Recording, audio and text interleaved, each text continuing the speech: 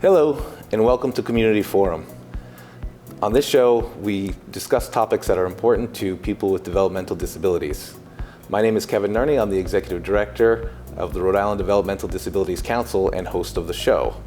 Today, we're going to be talking about the Developmental Disabilities Network. So with us today are Amy and Morna. Can you please introduce yourself, Amy?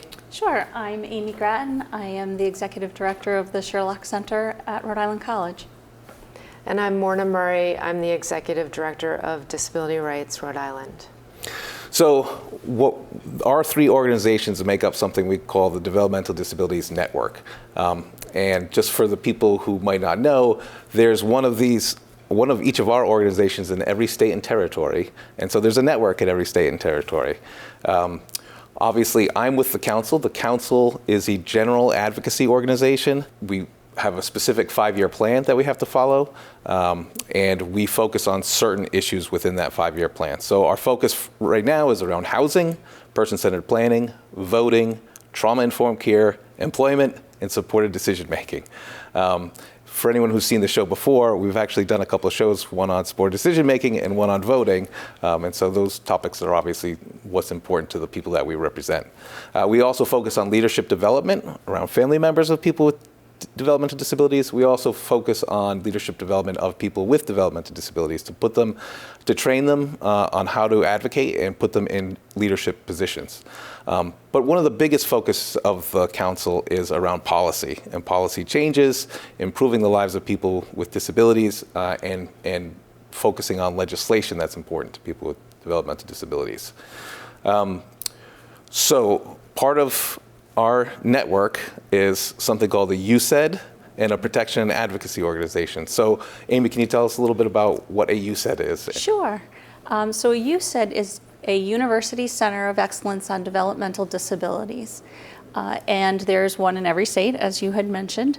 And we have 4 primary functions. Our first function is to conduct research, to think about what's happening in the disability community and how are we gathering data and information so that we can inform future projects and other work that's happening in the state. We also, our second function is pre-service education. So we are supporting those individuals who are in colleges and taking college courses to learn about disabilities, to prepare them in order to enter into professions that should impact positively the lives of individuals with disabilities.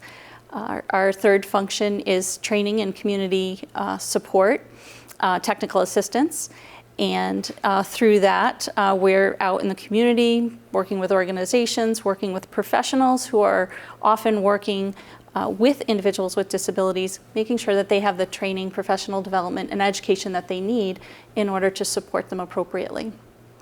And then our last function is dissemination of information. And so within that focus, we're really looking to not only disseminate information and make sure the disability has the information they need about initiatives and things that are happening in the state or nationally, but also to think about how we're getting information out about evidence-based practice and being able to support people to have the tools that they need in order to support individuals with disabilities to have quality of life.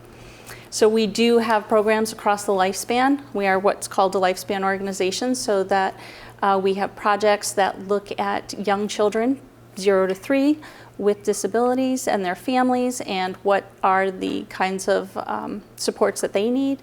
We have school-age programs, and we have adult and community support programs. So I'll pass it off to Morna, and great. We'll probably come back. Yeah, absolutely. Morna? Yeah, so as the sort of third leg of our DD network, we do a little bit different than what you all do. We focus on the legal rights of people with disabilities, and the P&A system, as you mentioned, Kevin. And P&A stands for? P&A, Protection and Advocacy, thanks, was started in the 70s. And there's one in every state and territory and the District of Columbia. It's worth mentioning how we started because it really does define what we do. The P&A system network was created back in 1975 following the exposure of horrendous abuse at a facility in New York where people with developmental and intellectual disabilities were staying. And as a result of that, Congress created the Protection and Advocacy System. It started off as being a real safeguard for individuals who are vulnerable against abuse and neglect. And over many years, Congress has expanded our funding and our reach so that we really are able to advocate legally for people in multiple arenas. So we talk about protecting and advocating, protecting from abuse and neglect. We have multiple things and tools at our disposal to do that. But also in terms of our advocacy, we're really about empowering people with disabilities, really helping everyone who comes into contact with people with disabilities, state agencies, providers, the general public, everyone, to understand that people with disabilities have the same legal and civil rights that we have. They might have challenges in accessing some of the things that they need to live the lives that they want to live the lives that they choose. But they have the right to do that, and so we advocate, we provide technical assistance, we engage in what we call systemic litigation, which is litigation on behalf of groups of people that we hope to affect larger change than just an individual case, although individual cases are, of course, very important. And we do investigations and monitoring. And the other thing about P&As that's unique is that we've been granted authority called access authority by Congress, by statute, so that we can go into facilities and request records in order to advocate. When you say facilities, what kind of facilities are you allowed access to? So any kind of facilities that serve people with disabilities, hospitals, nursing homes, group homes, that kind of thing. Would that include schools and education level as well? Yes, Oh, yes. okay, Everything interesting. essentially but private homes. Okay. Yeah. Well, that's really interesting. Yeah. So I kind of mentioned our priority areas because there's so many areas you could focus in that if you did, you wouldn't get anything done. Right. So I'm just wondering, do you guys have some specific focus areas that you're specifically working on? Sure, I'll go ahead. So again, we go across the lifespan. So in our early intervention work, so we are one of our projects is we are the technical assistants for early intervention providers. So the organizations who provide early intervention services to children and their families. What age would early intervention Birth cover? to 3 years old. And so we support the providers who are going into the homes to make sure they have the information that they need. And so one of the focus areas that we have at that time of life right now is supporting the relationships between young children with disabilities and their families, and ensuring healthy relationships to support the social emotional growth of their child. And then as we sort of move up into the school age, one of our biggest focus areas is inclusion and making sure that all children who are in schools or where they're getting their educational services have the opportunity to be included and have access to the general curriculum. And so we do go in to work with schools and talk with their teams about how to plan for and provide the supports that students need, make accommodations and modifications so students have the opportunity to learn alongside their peers.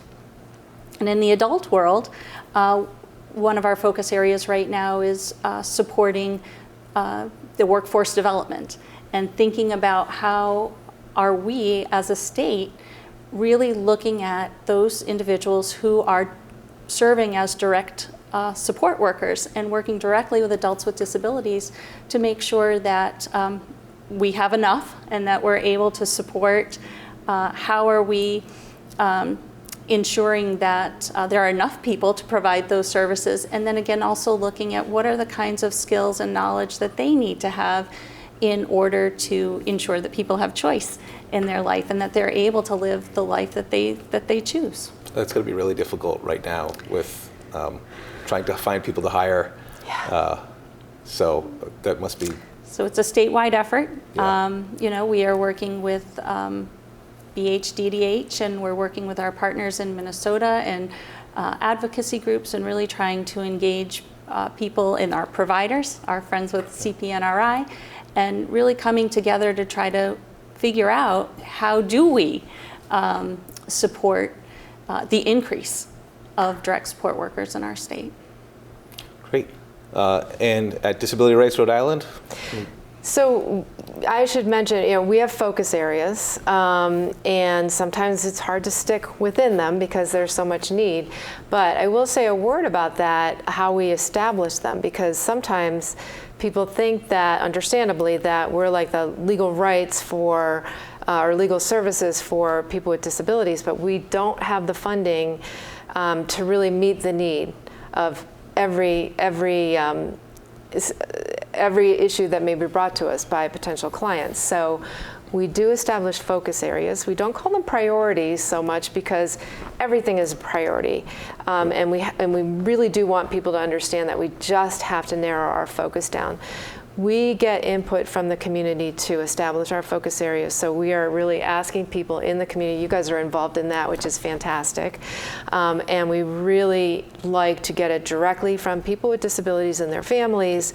What do they perceive as the greatest needs at this time? Because we revise them from year to year, depending on what people are telling us.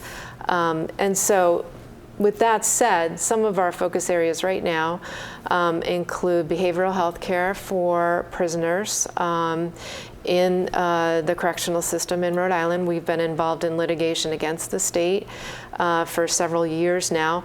That is one of our functions as a P&A. We are a watchdog.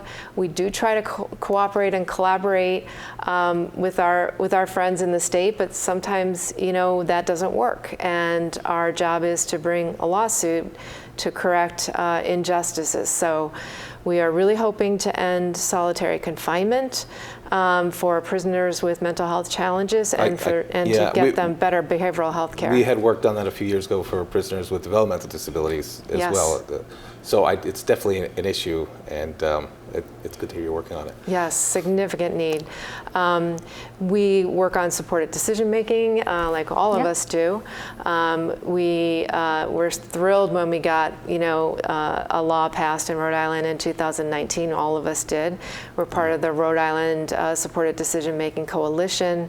We do a lot of training on supported decision making, which I guess is getting better known in the community now, but it's an alternative to guardianship, much less restrictive. It's empowering. It's extremely successful. We don't take the position that guardianship is never appropriate, but we are really supportive of less restrictive things, less restrictive tools for people. We also prioritize people being in the least restrictive environment that they can be in. We are working and researching and advocating for children in particular who have significant needs, not to get stuck in facilities or hospital settings, but to be able to be at home. But as we all know, and as we collaborate on quite a bit, there is a real significant need for community-based services and supports and funding. So that's another area that we focus on. Employment is a huge area for us, assisting people that have barriers to employment, assisting people keeping their jobs or experiencing discrimination because of their disability. Voting, huge priority for us, and we are really happy to work with great people around the state and the Secretary of State and the Board of Elections. Recently, we passed Help Rhode Island Vote. We didn't, but we're part of the coalition. Yeah, we were also part of that coalition. Yeah. And if anyone's interested in more, they can go to our website and see the video that we put out on voting and voting rights. Right. So, I mean, in general, again, I go back to sort of keeping people safe and protecting them, and also empowering them to live lives that are fully included in the community, whatever that means, transportation, assistive technology. We have 9 federal grants that we administer, and some of them are focused on populations of people, like people with developmental disabilities or mental health challenges. Some are focused on specific issues that will help, such as assistive technology, employment assistance, that kind of thing. So it's very broad what we do, but we try to be as responsive as we can be to our particular community. So a couple of words that I heard you both say over a couple of times was inclusion and access. Those two kind of stick out. So could you tell me, Amy, when you brought it up in the education field. And I remember when I was at the Department of Ed, how included somebody was on the IEP, the Individualized Education Program, and it essentially said, are you in a special education classroom more than 50% of the time, more than 75% of the time, more than 90% of the time? And so inclusion was where you were, but that's not really what inclusion is, right? Can we talk a little bit about thoughts on inclusion? Sure. For us, we really want to make sure that inclusion means meaningfully participating, right? And so that it's not about just being in a place, it's not about just being in a classroom, but it's about actually having the opportunity to engage in the same activities and curriculum that their peers in their classroom are. And yes, they might need some modifications. Individuals might need modifications. It might look, the activities that they're doing might look a little bit different, but the content is the same.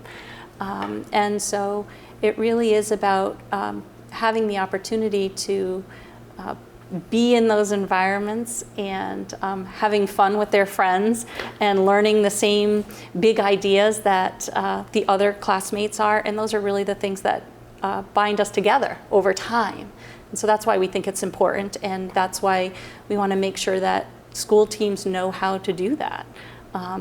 Really, how are they able to make those accommodations and modifications so that our students have the opportunity to be in those classrooms? So, and I think it definitely bleeds into the adult world as well, where saying, oh, we're out in the community sometimes means a whole bunch of people together, still segregated, but say at a Dunkin' Donuts. It's not really inclusion. It's not really being part of a community. Morna, thoughts on inclusion? And I mean, I'd like to say that inclusion is our overriding principle in everything that we do. I think that's true of all of us. And it looks different sometimes depending on the setting that we're in or the type of work that we're doing. You know, for example, you know, our investigations team don't just investigate allegations of abuse and neglect, but they monitor facilities and discover sometimes that there are instances where people are isolated. We discovered in one home, just by, you know, not because we're getting a report, but just because we're kind of doing what we need to do and checking out where people are living, that someone was living in what was essentially a utility room in a home and had asked for a change for a number of years and wasn't able to achieve that. People had good intentions, but it just kept getting swept aside. In another instance, we discovered that just recently that there was a problem with the sewer lines going into a house, and raw sewage was seeping into the basement of this home, and people were unaware of it. It's a health hazard, you know, and so we might not think of inclusion when we think about that, but being included in the fabric of community life and living the kind of life that people want to live is so important. The other thing that we really do focus on is ensuring that people with disabilities are part of the decisions and the plans that are made for them, either within their own families, with their providers, with state agencies, with anyone who's involved. So we have a lot of really great boards and commissions in Rhode Island, groups that collaborate together to look at, as we all know, look at issues and challenges that are facing people with disabilities. But in our opinion, there's not enough people with disabilities involved. They're not involved at the get-go. Like we like to say, people with disabilities should be involved from inception to implementation of anything that affects them. As you know, the principle of the disability community, nothing about us without us. Yeah. So having people not just involved, but also in leadership positions in those kinds of settings is very, very important. And it's great that we can work with both of you in terms of pushing that forward and helping people to understand that. So this goes back to your empowerment piece. Yes. It's making sure people are empowered, and supported decision-making being one of those possibilities. Right. But also, I know a program that you have, Amy, is around person-centered thinking, and hopefully with the implementation of person-centered planning soon. Can you tell us a little bit about person-centered thinking? Sure. So that the project that we have, it's really about, again, it's about training people who work with people with disabilities to engage in person-centered thinking and making sure that they understand how to have those conversations and how to support individuals to make those choices about their lives and what they want. Can I just go back really quick to your Dunkin' Donuts example? Yeah. This is a good opportunity for me to share that one of the programs that we have, we call them mini grants. And so each year we put out applications for community organizations who would like or who need some funding in order to support their organization or their program to open up access so that individuals with disabilities can participate. So for example, one year, the zoo put in an application, and so we were able to give them some funding to get supplies and materials that would allow individuals with disability to go to the zoo and have access to their programs, their educational programs that they have. Another group put in an application, and they wanted to have a ramp built so that people could go into their organization and participate.